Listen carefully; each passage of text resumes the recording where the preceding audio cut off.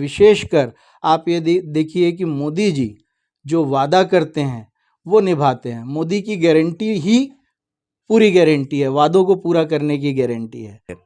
कि आप जिस वर्ग से आते हैं, ये वर्ग कांग्रेस की ओर झुकाव ज्यादा रहता है। आप जगह भी जाते होंगे, लोगों के बीच में जाते हैं, लेकिन आपका रुझान भारतीय जनता पार्टी की ओर कैसे हुआ? किस कार्यों से इनके प्रभावित हुए? जनता जानना चाहती है। आज तक के आपने देखा है कि कांग्रेस द्वारा हमेशा अल्पसंख्यक वर्ग को दिग्भ्रमित किया गया है और कभी भी ऐसा कोई अवसर अगर आप देखें तो महत्वपूर्ण विषय या अवसर कांग्रेस ने कभी नहीं दिया।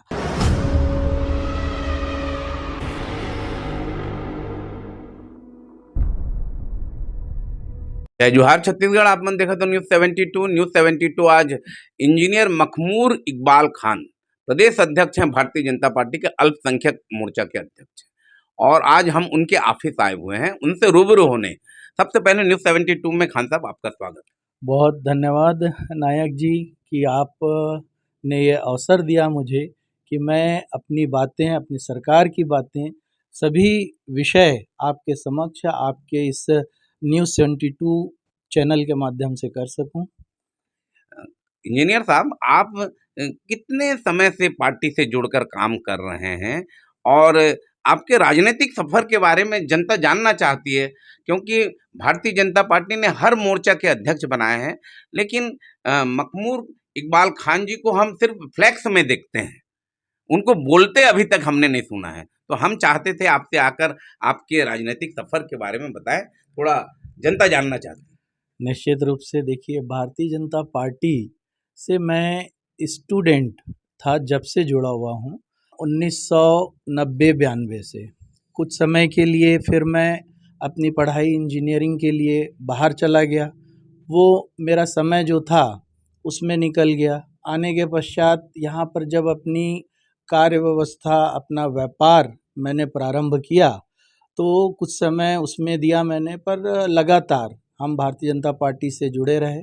और पहला दायित्व जो मुझे प्रदेश कार्य समिति का मिला, तो मैं भारतीय जनता पार्टी अल्पसंख्यक मोर्चा से 2007-8 से जुड़ा हुआ हूं, और प्रारंभ में मैं प्रदेश कार्य समिति सदस्य रहा। 2 कार्यकाल मैंने प्रदेश कार्य समिति सदस्य का पूर्ण किया।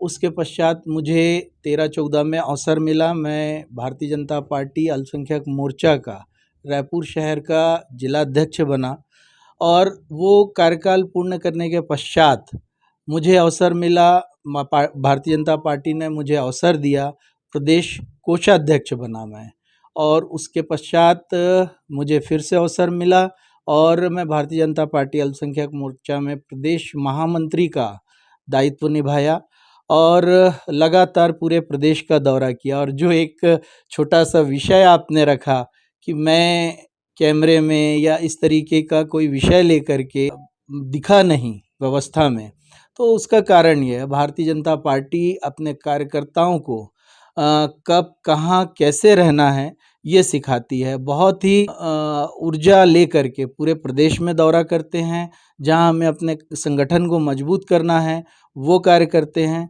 तत्पश्चात अभी 2025 13 अगस्त को मुझे भारतीय जनता पार्टी ने अल्पसंख्यक मोर्चा के प्रदेश अध्यक्ष के पद से नवाजा है, और अभी भी हम लगातार कार्य कर रहे हैं, और आगे जो भारतीय जनता पार्टी का दिशा निर्देश है, जो कार्यशैली है, उसी के अनुसार हम काम करते आएंगे। एक बात लोगों के मन में हमेशा उठती है कि आप जिस वर्ग से आते हैं, ये वर्ग कांग्रेस की ओर झुकाव ज्यादा रहता है।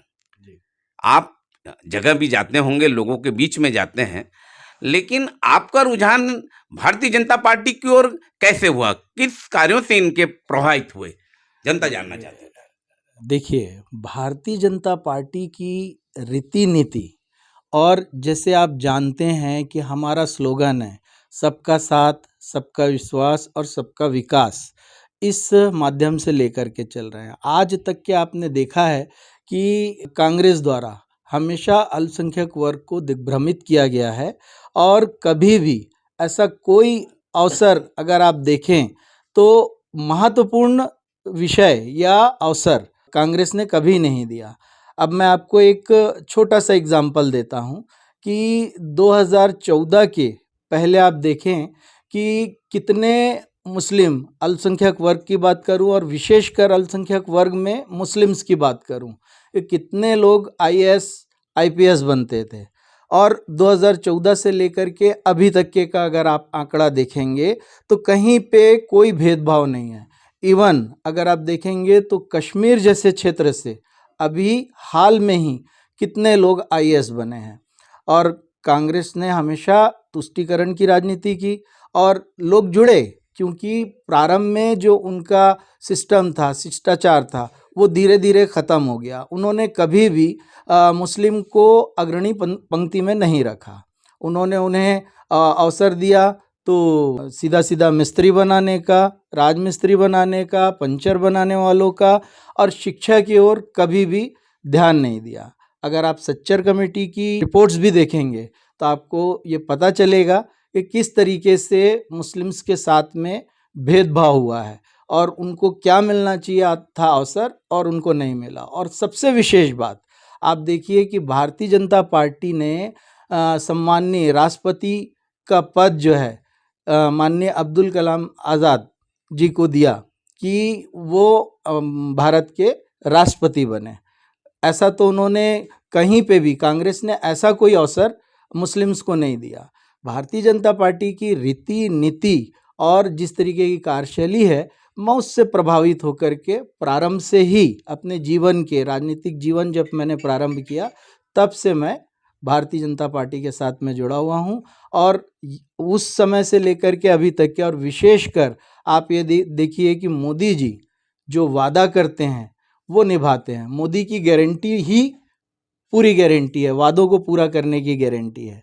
जिस तरीके से मोदी जी यहाँ पर आए चुनाव पूर्व और उन्होंने वादा किया महतारी वंदन का, उन्होंने वादा किया प्रधानमंत्री आवास देने का, तो कैबिनेट की पहली बैठक में सरकार बनने के बाद सम्माननीय विष्णुदेव साय जी जब मुख्यमंत्री बने तो उन्होंने आते साथ सबसे पहले कैबिनेट की बैठक में आते साथ उन्होंने जो है प्रधानमंत्री आवास जो 18 लाख मकान मिलने थे उसकी प्रारंभ की, और तुरंत ही अगले महीने से, सरकार बनने के अगले महीने से ही उन्होंने महतारी वंदन का 1000 रुपया जो देना प्रारंभ किया।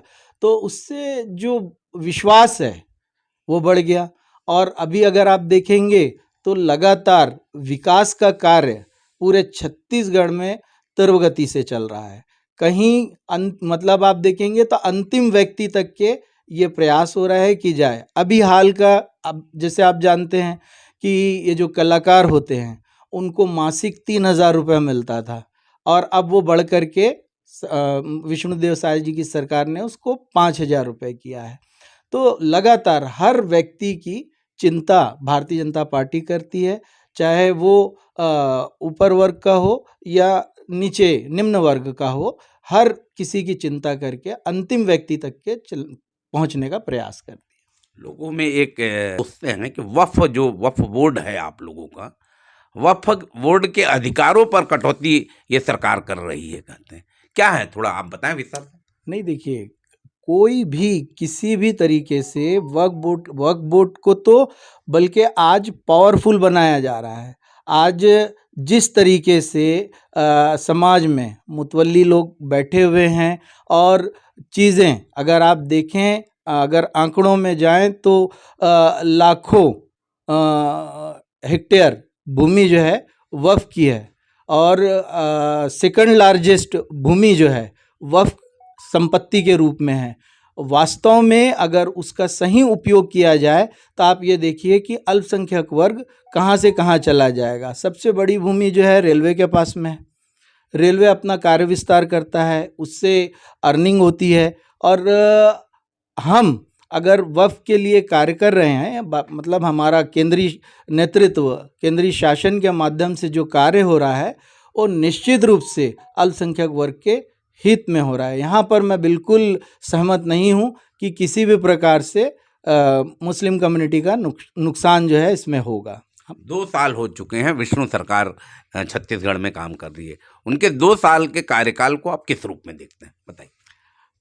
आप खुद नायक जी पत्रकार हैं, और अगर आप देख रहे हैं तो जिस दिन से विष्णुदेव साय जी ने यहाँ पर शपथ ली है, उस समय से लेकर के आज तक 2 वर्ष पूर्ण होने को हैं। 13 तारीख को हमारा 2 वर्ष पूर्ण हो जाएगा, और उसमें जिस तरीके से कार्य हो रहे हैं कि जितने भी हमने चुनाव के पहले वादे किए वो पूर्ण हो रहे हैं, और जो कार्य योजना आवश्यक है निश्चित रूप से उस पे भी कार्य किया जा रहा है। अभी बीच में नितिन गडकरी जी आए थे, उन्होंने चिन्हित किया कि यहाँ पर रायपुर जिस तरीके से बढ़ रहा है 2 फ्लाईओवर होना चाहिए। अभी 2 दिन पहले ही ये चीज़ निर्धारित हुई है कि गुरु तेग बहादुर से लेकर के आपका तेलीबांधा तक के फ्लाईओवर बनेगा।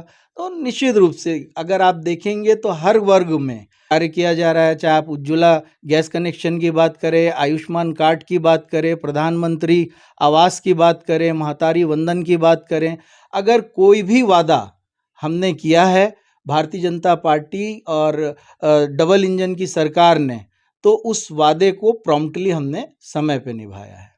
कानून व्यवस्था को क्या कहेंगे? आए दिन चाकू छुरी चलते रहते हैं, गुंडागर्दी, दादागिरी चल रही है। आप रायपुर में रहते हैं, आप थोड़ा बताएं कानून व्यवस्था पर कैसा रूख?